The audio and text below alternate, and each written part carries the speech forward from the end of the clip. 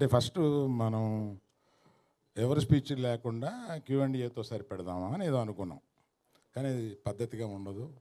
అందరినీ కొద్దిగా మాట్లాడమని తర్వాత Q&Aకి వద్దామా వద్దా మీరు చెప్పండి. Q&Aకి వద్దామా? సో ఇవాళ Q&Aలో మీకు చాలా ఇంపార్టెంట్ క్వశ్చన్ ఒకటి ఈ మధ్య 2-3-4 రోజులుగా మెలుగుతున్నది ఒక క్వశ్చన్ ఉంది. బన్నీవాసు గారు ఎక్కడ ఏమయ్యారు గీతార్ట్స్లు వగైరా వీటిలో. దానికి నేను అంటే మన Q&Aలో అది రాకుండా ఒక క్లారిటీ ఇచ్చేసి మన Q&Aని ఈ సినిమాకి మాత్రం పరిమితం అయ్యేలాగా చూద్దామని నేను ప్రపోజ్ చేస్తూ వాసుదా విద్యాట్రామా లెఫ్ట్కి అది ఇందాక మూర్తిగా లేరా ఊరెళ్ళారా? ఆయన ఏదో రాశారు, ఆయన ఏదో అనుకుని ఏదో రాశారు, దానికి చెప్పాల్సి వస్తుంది ఇప్పుడు నేను. అందుకని గీతార్ట్స్కి వీళ్ళిద్దరూ 2 కళ్ళు. ఈ గీతార్ట్స్ నుంచి ఈ మధ్య రాసినవన్నీ ఊహాజనితాలు మాత్రమే. అవి వీళ్ళ ప్రయాణం బ్రహ్మాండంగా సాగుతుంది. నెక్స్ట్ 5 yearsలోనూ చాలా పెద్ద ప్లాన్స్ ఉన్నాయి గీతార్ట్స్కి. అది వీళ్ళిద్దరూ నిర్వహించబోతారు. కనుక ఆ సందేహాలన్నిటికీ నేను తెరదించుతూ మిగతా స్పీచ్కి వెళ్తాను. Thank you. 2 కళ్ళు పెద్దగాను నేనే. కానీ అప్పుడు అది అప్పుడప్పుడు కొడతా ఉంటుంది, కన్ను కొడతా ఉంటుంది.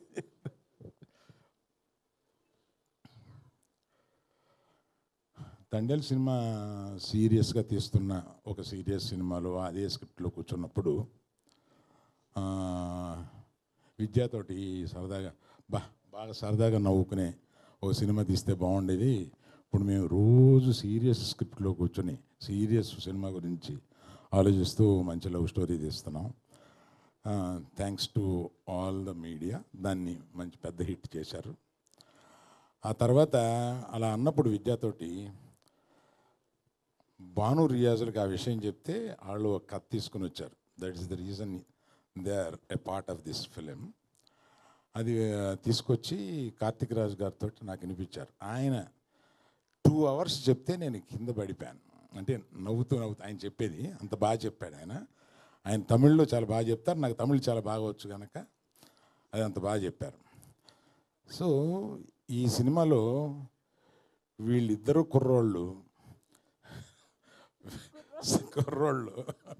ఇద్దరు కుర్రోళ్ళు కుర్రమని వాళ్ళు కనపడినప్పుడు మామూలుగా డ్యాన్స్ చేశారు మొత్తం.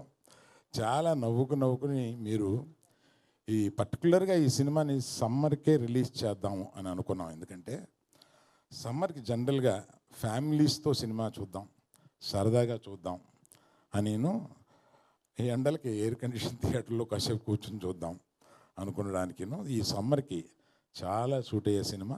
9వ తారీఖున మీరు డెఫినెట్గా చాలా బాగా సినిమాని ఎంజాయ్ చేస్తారు. మీకు ఏం కావాలండి? ఇద్దరు గెంతులేసే 2 కుర్రోళ్ళు, సలసల్లాడిపోయే 2 అమ్మాయిలు,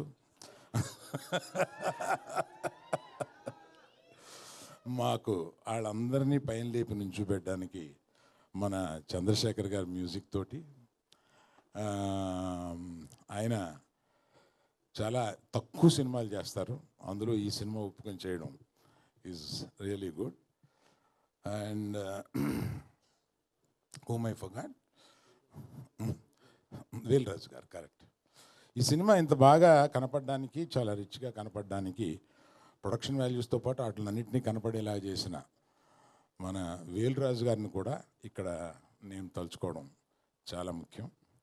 అందరూ కలిసి ఈ సినిమాని చాలా బాగా మీరు ఎంజాయ్ చేసేలాగా తీశారు.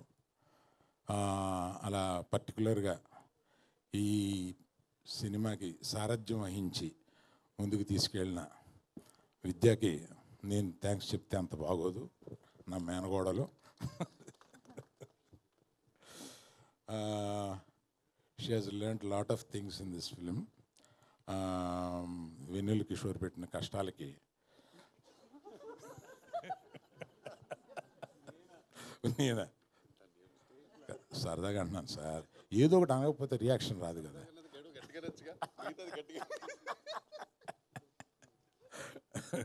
వెన్నెల కిషోర్ రెడ్డి ప్రత్యేకంగా నాకు ఇష్టం. ఆయన పాత సినిమాలు ఏంటంటే పెట్టి పెట్టి మళ్ళీ చూసుకుంటా ఉంటాను. పర్టికులర్గా దూకుడు.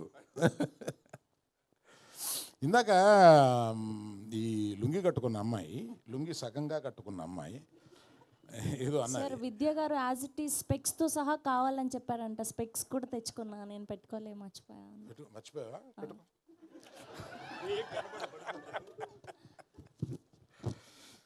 అంటే లేడీస్ కాక్రోచెస్ కదా అనే ఒక డైలాగ్ ఏదో ఉంది. దానికి గౌక్కిని అపార్థం చేసుకుంటారేమో లేడీస్ అని ఒక వివరణ ఇవ్వబోతున్నాను. ఎందుకంటే మోస్ట్ రెసిలియంట్ క్రీచర్స్ ఒక ఇదేంటంటే కాక్రోచ్.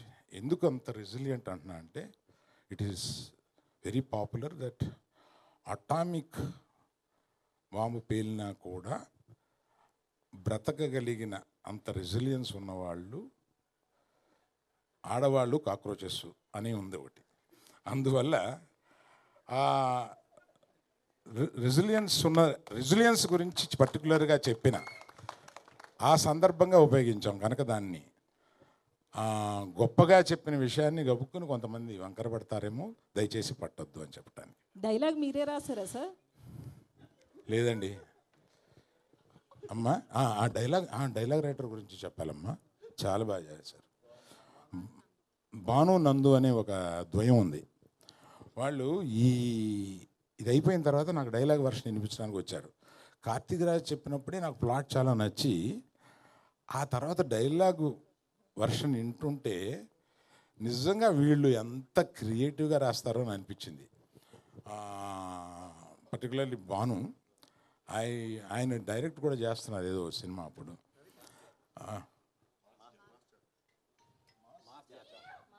మాస్ జాతర అనే సినిమా డైరెక్ట్ చేస్తున్నారు.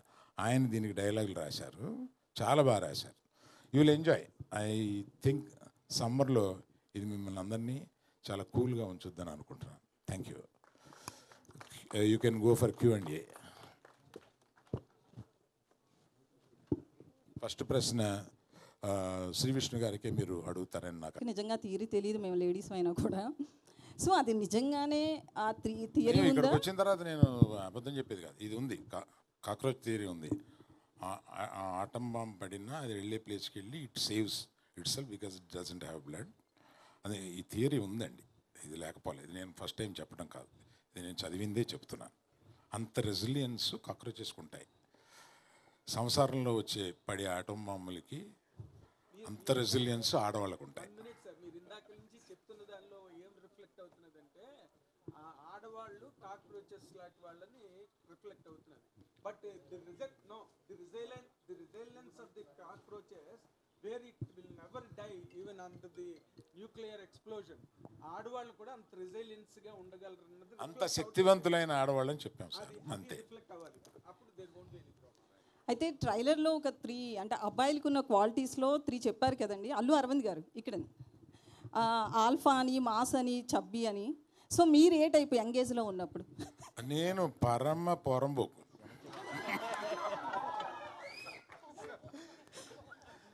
చాలా ఒక్క మాటతో చెప్పాను. అందుకే ఇప్పుడు కూడా స్టేజ్ మీద అక్కడక్కడ మీ చిలిపి చేష్టలు కనిపిస్తాయి. పరమ రౌడీ బాయ్స్లోకి వచ్చానండి నేను. అలా పెరిగి వచ్చి ఆ తర్వాత అది కరెక్ట్ కాదేమో అనుకుని ఇక్కడ సెటిల్ అయ్యి పెద్ద మనిషి అయ్యి ఇప్పుడు పెద్ద మనిషి వేషాలు వేస్తున్నాను. అరవింద్ గారు సార్, ఒక సీనియర్ ప్రొడ్యూసర్ మీరు, అలాగే డిస్ట్రిబ్యూషన్లో కూడా ఒకప్పుడు యాక్టివ్, ఇప్పుడు కొంచెం తగ్గిన డిస్ట్రిబ్యూషన్లో మీకున్న ఎక్స్పీరియన్స్ గురించి చెప్పక్కల. ఎగ్జిబిటర్గా కూడా ఉన్నారు. ఇండస్ట్రీలో ఏం జరుగుతుంది సార్? చాలామంది ఏదో ఇప్పుడు ఒక ప్యానిక్గా ఆల్ ఆఫ్ సడన్ సినిమాలు ఆడట్లేదు, కొంచెం హ్యాపెనింగ్ హీరోస్ కూడా జనాల ఓపెనింగ్ రావట్లేదు, ఏం చేయాలి, ఎలా చేయాలని చెప్పి చాలా తర్జన పడుతున్నారు. ఏం జరుగుతుంది సార్ ఇండస్ట్రీలో? ఇది చాలా పెద్ద టాపిక్ అండి మీరు అడిగింది.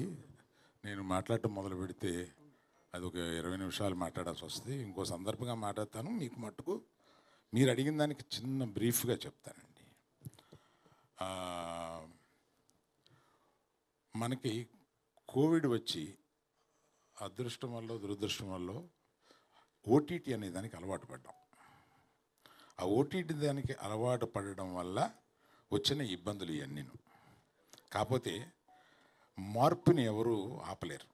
ఓటీటీ అనేది వచ్చిన ఒక మార్పు, ఆ మార్పును ఆపలేరు.